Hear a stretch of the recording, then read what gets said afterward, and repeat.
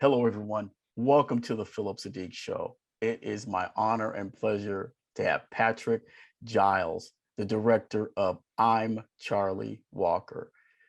I mentioned two names, you guys are going to recognize from all over. The Honorable Mayor Willie Brown, of course, and I'm having a brain freeze. He played Luke Cage. Oh, gosh. Come on, Patrick, help me out here. Mike Colter. Mike Colter, everyone. First of all, Patrick, welcome to the show. Thank you so much for having me. It's a pleasure to be here. My pleasure to have you on. So tell us a little bit about your background. You directed, and I believe you wrote this script or you wrote for the film. Tell us a little bit about that and where you grew up, because you're a Bay Area person like myself. Yeah, I'm a Bay Area person. My father was in the military, so we moved all over the place. I was born in the South. I was born in Alabama. We lived in Virginia and Texas, but we also lived in outside of Philadelphia and Chicago. Wow. And I lived in San Diego for a while.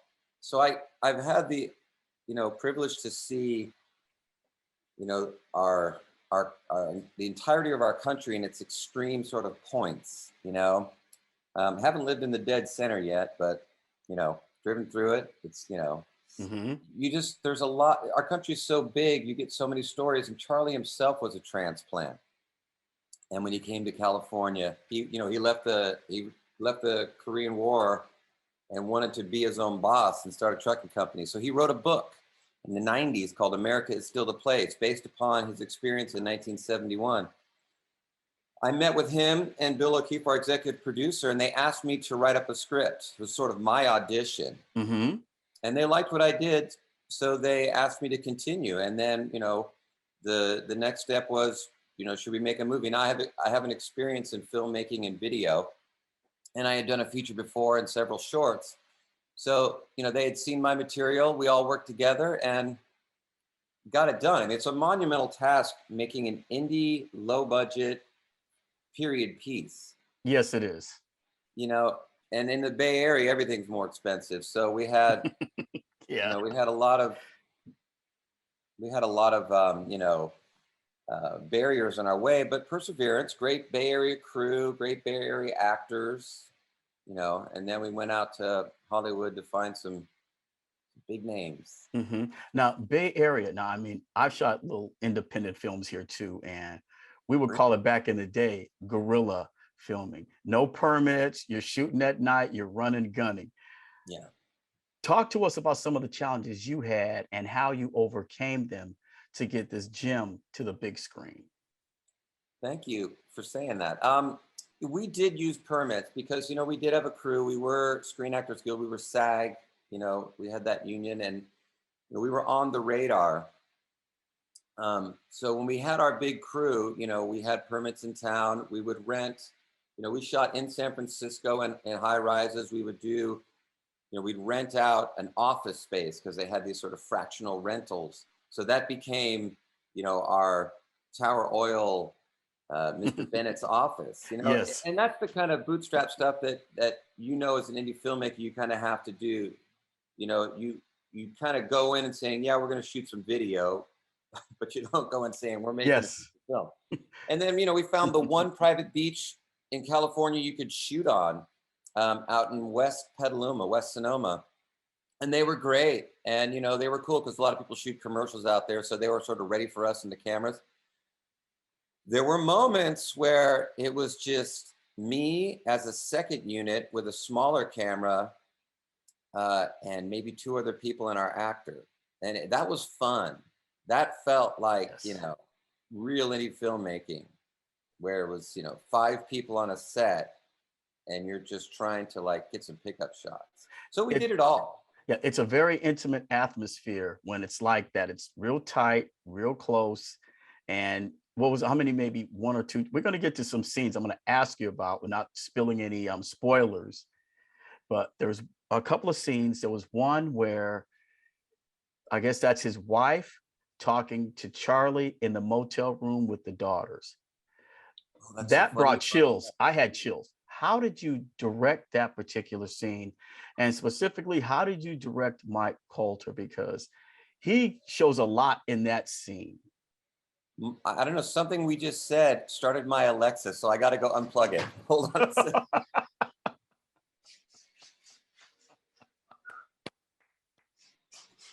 Sorry about that. That's okay, folks. We're having a great So conversation. Patrick Giles, his film, I'm Charlie Walker. And no, I'm not editing that part out. That is part of our interview. So back to answering the question I asked you. Patrick. So it's interesting. That scene actually goes back to your last question. That scene was shot in our executive producer's office space. We took a corner of his room. We put up, we put a light behind a picture and curtains. We had a guy in the background doing with a light just kind of passing, so it was passing cars. We built a hotel set inside his office space. So that's the indie filmmaking. But to answer your question, that was an intimate scene. And you know, the one thing that I believe in and sort of my way of filmmaking is the first, maybe most paramount decision and most important decision that any director makes is casting, right? Because once you do that, you set this thing in motion, and this person who has a life experience, and you know, actors bring so much to a role, not just with the way they look, it's the way they sort of move and how they also listen to each other and process information. Honestly, I just sat back and watched. And if there was something that I thought, you know, maybe we could go explore something a little deeper, I would just talk to both of them and say, hey, do you want to go this way? Do you want to go that way? And the answer was always yes, because, you know, these guys are so cool and they're so into their craft. But I just kind of sat back, you know, they took the script and they did what they thought was right. And I enjoyed it. I feel like that's the best organic directing. There were other times where you have to really get involved as the movie starts to progress. You need to say, hey, well, we said this back on, you know, page 16, so we really have to say it on page 86. And those are the kind of things that, you know, maybe I would have gotten involved in. But other than that, we had great actors who really knew their material, and it was just nice to capture their performance. Now, the real Charlie Walker, did you have a chance? He's still around, right? He is. Okay. Did you have a chance to sit down and speak with him? And did he tell you any like intimate, really, or really, really rough details that you couldn't put in the film? Yeah, I mean, hours and hours and hours. I spent so much time with Charlie. I mean, we became great friends. You know, during the script, I would meet with him for hours in the city at restaurants, just walking down the street. Sitting in his car was funny. We would just sit in his car because it looked like we were just too lazy to walk around. We just want to sit and talk on the phone. You know, he was so involved and is still so involved. You know, there were a lot of things, you know, we didn't, there's a lot of things we didn't want to put in the movie. You know, this movie isn't for everybody. Our country sort of struggles with, you know, where they sort of come from and how they have approached life. And I'm talking about privilege and things like that. And our movie speaks to it, but we also, I'm still, you know, struggling with where I'm at in this world and trying to improve myself. And this movie affects people in different ways. Some people think, oh, there's no way that guy would have got over on those people. Like they just can't, they can't imagine how Charlie could have, you know, innovative. These exceptionally, you know, these exceptionally smart people in the 70s. There's no way Charlie could have done that. It's like, well, you know, he's still here, and you know, he's got the story and he's got the house and the car to prove it. So, I mean, it's interesting. You put, like you said, in the 70s, because I lived through the 70s, and then you get to see certain things. And as I said, he was so freaking innovative. Yeah, well, he was playing by their rules all the time. The thing about Charlie is, you know, people would ask and they'd say, oh, well, you know, he just cheated them out of this or got over on him. Well, the truth is, he always played by their rules. They kept shifting the rules. So he said, hey, man, I can play that game too. The rules over there, I'm going to play those rules, but I'm going to beat you to it. And he anticipated the rule change. So he beat them to the rule change. You know, he's a smart guy. I don't like the descriptive hustler. You know, oh, he hustled. He's a hustler. I mean, he was a smart guy. Let's just call it what it is. He outsmarted them, and they were trying to outsmart him. He wasn't trying to have an antagonistic relationship with these folks, but you know, Yeah, I mean, they, like you said, they set the rules. He learned the rules and beat them by the rules. he beat them by their rules. Yeah, and the one scene he's talking about politicians and all of this, you know, greasing the palms. And I think what was this? Oh gosh, the Tower Oil. That's what we do, not you. And as I said, he beat you at your own game, and now you're pissed off. Instead of using that, he can be an asset to us. But but as you saw, as you wrote in the film, you know, well, no, we can't have that. No, that type of person is not what. No. The interesting thing is, if they would have outsmarted him, Charlie never would have like said, "I'll take you to court." Like he really is one of those sort of gracious winners and gracious, you know, losers. Like if they got the best of him, he would have said, you know, lesson learned. You've given me the greatest thing ever. You've given me an education now. Now I've got this new information for my next, you know, venture. But you know, when they get bested, you know, well, we don't accept loss. We're going to try to use the courts. Well, they tried to do that. They said, hey man, this man didn't earn this money. This man embezzled this money. Because he paid himself like all the other bosses. They wanted to pay him like a laborer or trucker, but he was the boss of the beach. So, you know, ultimately, and this is, you know, public knowledge, you know, they took him to court and he was tried by a jury of his peers and acquitted. So, you know, he even beat them at that game. Yeah, a lot of, it was like, it was just triumph moments, the moments where folks are going, as you said, get upset. Because I guess their lens of the world is just so myopic. And it's like, no, open the lens and you can see more. But a lot of them just know, I want to see one thing, one time. It can't be like this. This is impossible. You know, who's backing them? No, he did it with his own brain. What are you talking about? Right. His wife. A good analogy, through a lens, because that's what we all do. And if we keep checking ourselves, we improve ourselves, and you know, that whole perception is reality. If I check my lens, maybe that, you know, perception and reality can be shifted by me, you know, how people see me if I keep shifting that lens. And I learned that from Charlie. You know, he's very adaptive, you know, he can adapt to things really quickly. And, you know, he's a great orator. He's a great speaker. He's very, you know, charming and convincing, you know, and he backs it up. He doesn't just sort of, you know, say stuff just to be heard. He'll quietly listen. He'll take it in, and then he'll give you his feedback. And that's the way he was to work with on the film. He mainly gave feedback. He didn't jump in and say, I do it this way, I do it that way. Brilliant.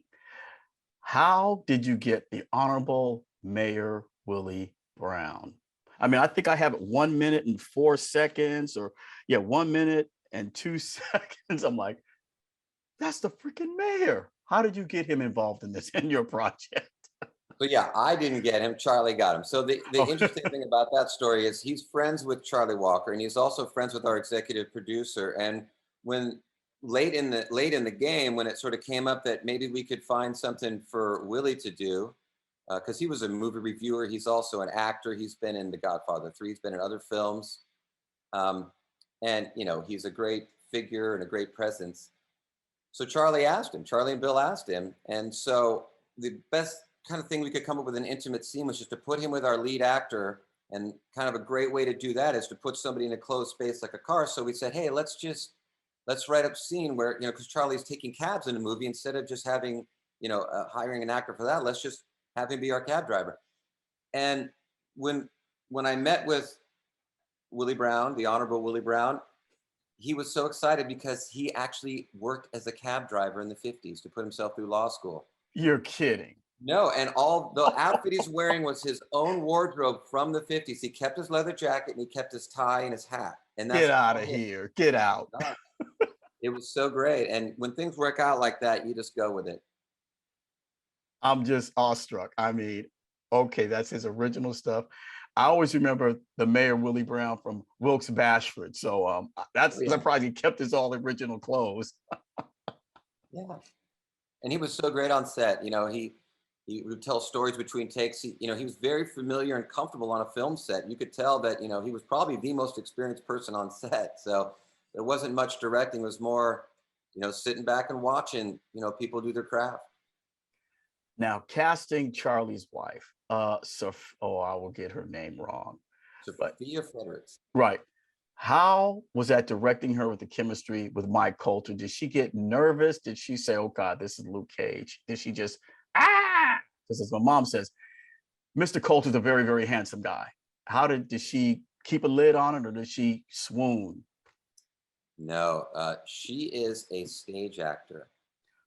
And she's done a lot of great work, and she's worked with a lot of great people. She actually worked with Carl Lumbly, who's also in the film. And I saw a piece they did at the Magic Theater in San Francisco a while back. That intimidation factor, if any of it was there, it didn't show. She is a presence, and she's just in real life. I mean, the reason we cast her, when she walks into a room, you kind of feel like, oh man, something just shifted, I am lucky to be in the presence of this person. She's just a really, great presence, powerful, great actor.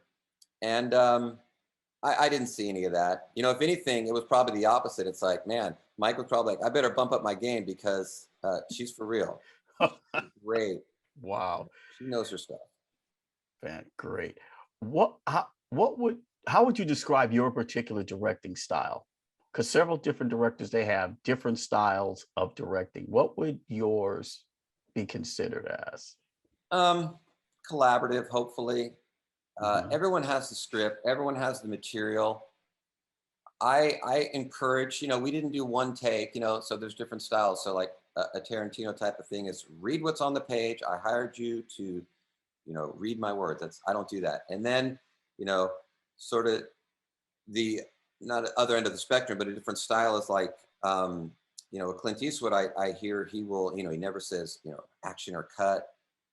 He can let the actor do one pass, and if Mr. Eastwood is satisfied with it, he'll move on. And if the actor feels like they want to do another pass, we're moving on.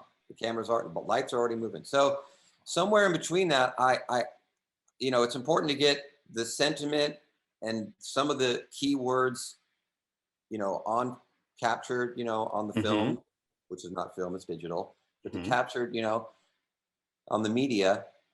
But then you really make a mistake if you don't let actors have their own pass, I feel like, at least for me, and I like to give myself options. So we would always, once I felt satisfied after maybe one or two takes that, we got sort of the nuts and bolts, meat and potatoes of it on tape, then I would always ask the actor if they'd want to do something, or if I had an idea, I would ask them to do something, to give me a different look. Because as movies works, there's all this tone and tempo throughout a film, and True. You got to kind of pick your moments. And if they're too high, it seems out of place. If they're too low, it seems like there's not enough momentum in the movie, and it's kind of difficult. So I didn't do hundreds of takes, but I got my 2 takes. The actors would get their 2 takes, and usually, I'd say more than often, I would use the actors' take because they're more comfortable and they've rehearsed it, in that area. There's a lot of things that are moving quickly on a film set. This is true.